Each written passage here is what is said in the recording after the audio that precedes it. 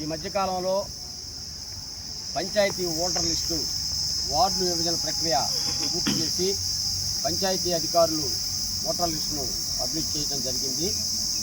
దీనిలో భాగంగా బోగోలు పంచాయతీ, బోగోలు మండలం, బోగోలు మేజర్ పంచాయతీ ఓటర్ లిస్టుని పరిశీలించగా ఈ ఓటర్ లిస్టు మొత్తం కూడా అస్తవ్యస్తంగా, ఒక ఆర్డర్ లేకుండా, ఒక పద్ధతి ప్రకారం కాకుండా అధికారులు వారి ఇష్టం వచ్చినట్టు తయారు చేయడం జరిగింది. దీనివల్ల ఎవరైనా ఒక వార్డు మెంబర్గా పోటీ చేయాలనంటే పంచాయతీలోని 16 వార్డుల్లో ఓటర్లను కలవాల్సిన ఆవశ్యకత ఏర్పడింది. మేము ఈ సందర్భంగా ఈరోజు గ్రీవెన్స్ డే సందర్భంగా స్థానిక తహసీల్దార్ గారికి ఒక వినతిపత్రం ఇవ్వడం జరిగింది.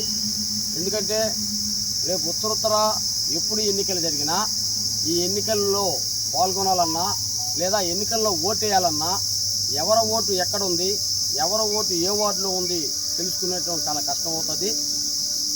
ఒక ఇంట్లో ఓట్లు 2-3 వార్డుల్లో, అదేవిధంగా ఒక వీధిలో ఓట్లన్నీ తీసుకుపోయి చిందరబందరగా రకరకాల వార్డుల్లో వేయటం జరిగింది.